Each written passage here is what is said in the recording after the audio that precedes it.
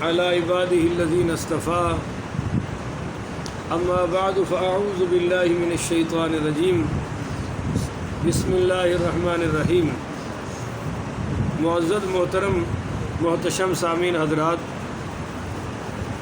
4 اگست بروز بدھ 2021 کا یہ درس قرآن انشاءاللہ سورۃ المائدہ آیا نمبر 101 سے لے کر 104 تک جاری رہے گا۔ آپ دعا فرمائیے کہ رب کریم مجھے شرح صدر کے ساتھ حق سچ بیان کرنے کی توفیق عطا فرمائے اور ہم سب کو اس پر عمل پیرا ہونے کی توفیق عطا فرمائے۔ یا ایھا الذین آمنوا، اے ایمان والو، لا تسألوا عن اشیاء، ایسی باتوں کے بارے میں سوال نہ کرو، ان تبد لکم، اگر وہ تم پر ظاہر کر دی جائیں تو تسؤکم، تو تمہیں برا لگے گا، تمہیں وہ باتیں اچھی، لہذا ان کے بارے میں سوال ہی نہ کرو۔ بولو بھائی، ان کے بارے میں سوال ہی۔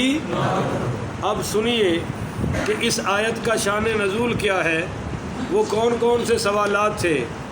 نمبر 1، نبی کریم پڑھیے صلی اللہ علیہ وآلہ وسلم وعظ فرما رہے تھے تو ایک شخص آیا اور اس نے کھڑے ہو کر کہا، ان کا نام تھا عبداللہ بن حذافہ۔ بولیے عبداللہ بن حذافہ کے بارے میں لوگوں میں یہ مشہور تھا کہ معاذ اللہ ان کا باپ کوئی اور ہے۔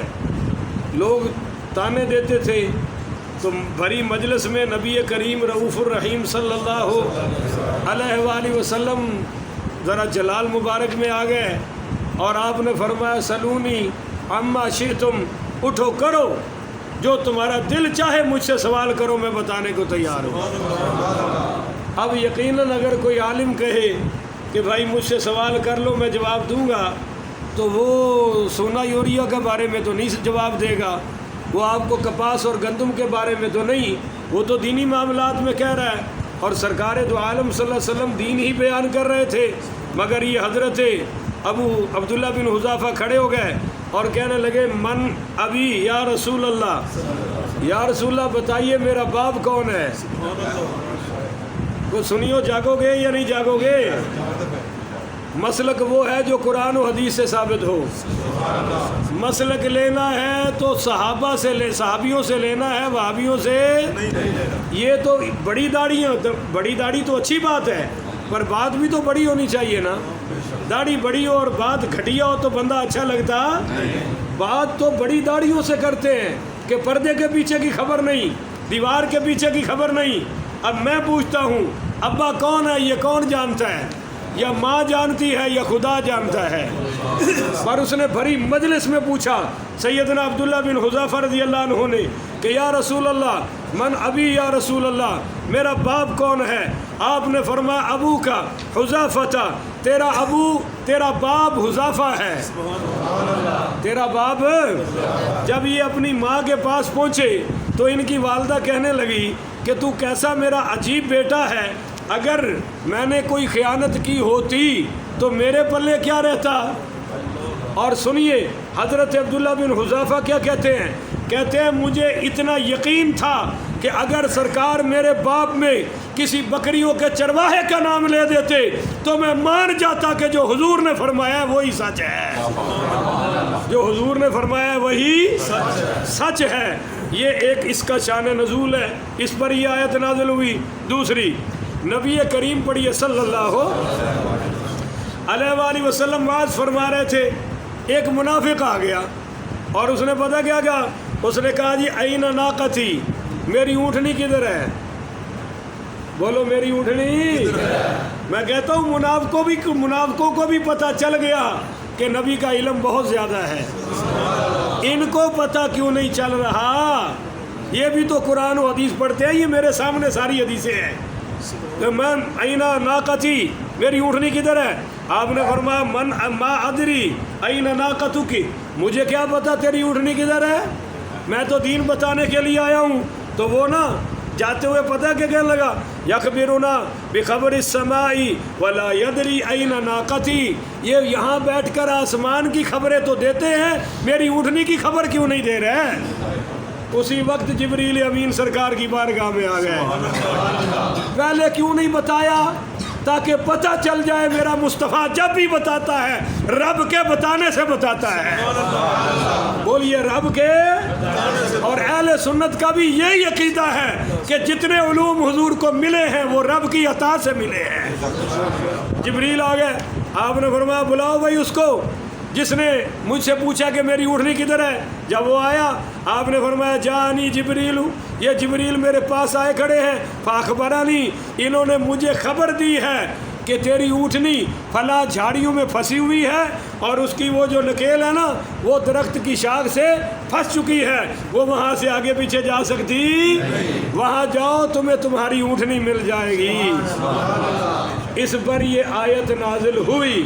نمبر 3، ایک شخص اور آیا اسی طرح حضور پاک صلی اللہ علیہ وسلم وعظ فرما رہے تھے، اور وہ شخص آیا اور کہنے لگا جی میری اونٹنی جو ہے نا وہ ہے گابھن، بچہ ہونے والا ہے. ما فی بطنی ناقتی، آپ بتائیے کہ اس کے بطن میں کیا ہے؟ بچی جنے گی، بچہ جنے گا. تو حضرت ابو سلمہ بن سلامہ پڑھیے رضی اللہ، حضرت سلمہ بن سلامہ رضی اللہ تعالی، ان کو غصہ آیا اور یہ غصے سے بولے اور انہوں نے کہا کہ بھائی تو نے اپنی اونٹنی سے بدفعلی کی ہے اور تیری اونٹنی تیرے بدفعلی سی کی وجہ سے حاملہ ہے. تو نبی کریم صلی اللہ علیہ وسلم نے فرمایا لقد فحشت یا سلمہ، اے سلمہ یہ تیرا جواب تو بڑا جھری والا ہے، یہ تو بڑا فحاشی والا ہے، تو نے تو ننگی بات کر دی. تو اصل میں تو حضرت سلمہ بن ابی سلمہ پڑھیے رضی اللہ، سلمہ بن سلامہ کو غصہ آ گیا کہ اس نے یہ سوال کیوں ہے. جیسے کوئی آپ سے کہے کہ تم نے کیا کھایا ہے تو آپ کیا کہیں گے؟ بھی تیرا سر کھایا ہے، تم مجھے تنگ نہ کر.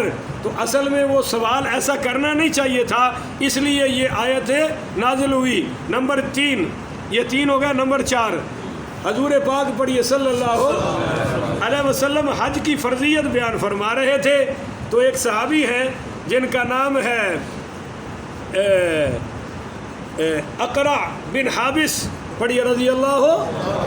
تو یہ کھڑے ہو گئے، کہنے لگے یا رسول اللہ کیا حج ہر سال فرض ہے، ہر سال کرنا پڑے گا؟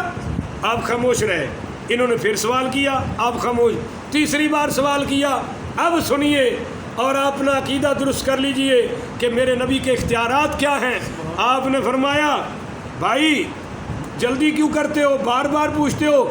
اگر میں کہتا ہاں تو پھر ہر سال تم پر حج فرض ہو جانا تھا، مگر آپ نے فرمایا نہیں بھائی زندگی میں ایک بار فرض ہے. بولیے زندگی میں. پر اس بار بار سوال کرنے والے سے فرمایا اگر میں ہر سال کا کہہ دیتا تو پھر ہر سال حج. پھر آپ نے ایک موقع پر فرمایا ان اللہ فرض فرائض فلا تضيعوها، کہ بھائی اللہ تعالیٰ کے فرض جو تم پر فرض ہو چکے ہیں انہیں ضائع مت کرو. وحرم حرمات فلا تنہکوها، اور فرمایا کہ جو کچھ میں نے اللہ نے تم پر حرام کر دیا ہے اس کی پردہ دری نہ کرو. اور وحدد حدودا فلا تعتدوها، اور جو حدیں اللہ نے اس کے رسول نے مقرر کر دی ہے ان کو توڑنے کی ضرورت ہے، ان کو نہ توڑنا. اور فرمایا وسکت عن اشیاء من غیر نسیان، اور جو چیزیں جن چیزوں کے بارے میں اللہ نے بیان نہیں کیا اور نبی بھی خاموش ہے. بولیے نبی بھی خاموش ہے. فلا تبحثوا عنہا، ان چیزوں کے بارے میں تمہیں بحث کرنے کی ضرورت ہے، ان کے بارے میں سوال نہ کرو. تو وہ مجلس جس میں صحابی نے پوچھا حضرت عبداللہ بن حذیفہ نے کہ میرا باپ کون ہے؟ آپ نے فرمایا تیرا باپ ابو کا حذیفہ ہے. تو پھر آپ نے پھر فرمایا پوچھو جو پوچھنا چاہتے ہو ذرا گرج دار آواز میں. تو پھر تو کوئی صحابی نہیں اٹھا. اب پھر اٹھا تو حضرت عمر اٹھا، جب دیکھا کہ سرکار جلال میں ہے اور بار بار فرما رہے ہیں سلونی عما شئتم، اٹھو کرو سوال جو تمہارا دل چاہے، سوال کرنا تمہارا کام ہے، جواب دینا میرا کام ہے۔ تو پھر حضرت عمر اٹھے اور انہوں نے سوال نہیں کیا، اگر سبحان اللہ کہو تو نقشہ کر کے دکھا دیا۔ ایسے حضرت عمر اٹھے اور اٹھ کر یوں ہوئے، یہ دیکھو یوں ایسے، یہ دیکھ رہے ہو ایسے، ایسے ہی جیسے میں نے نقشہ کر کے دکھایا ہے، اسی نقشے میں حضرت عمر آئے اور یوں ہی ایسے کر کے گھٹنوں کے بل عرض کیا رضینا باللہ ربا، ہم اللہ کے رب ہونے پر راضی ہیں، وبالاسلام دینا، ہم اسلام کے دین ہونے پر راضی ہیں، وبمحمد النبی الرسول، ہم محمد کے نبی اور رسول ہونے پر راضی ہیں۔ یا رسول اللہ ہمیں کسی اور سوال کی ضرورت ہے؟ نہیں ہے۔ یہ ہے اس آیت کے شان نزول جو میں نے آپ کو سب سنا دیے ہیں۔ اب دوسرا مسئلہ سمجھے